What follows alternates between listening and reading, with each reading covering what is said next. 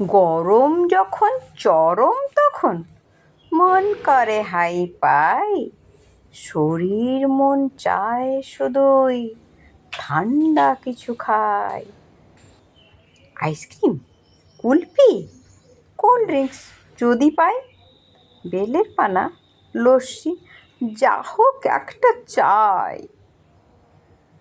দূর, কিছুই যদি নাই, ঘরে আছে লিচু, যাই শরবত বানাই। তোমরা যদি খেতে চাও চলে এসো ভাই, এই মিষ্টি স্বাদের তোমাদেরও ভাগ দিতে চাই। মিথ্যে বলছি না, সত্যি যেন খেতে হয়েছিল মধুর মানো।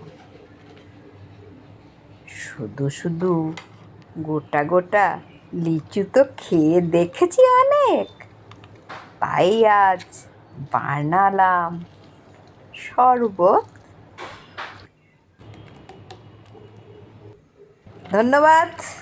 লিচুর শরবত, লিচুর ড্রিঙ্কসের একটা রেসিপি দিলাম, খুব সহজ, বানিয়ে খেতে পারো বাড়িতে।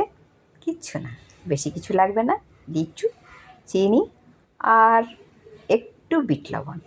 আর তোমরা এতে চাইলে পুদিনা পাতাও দিতে পারো। দারুণ দারুণ দারুণ।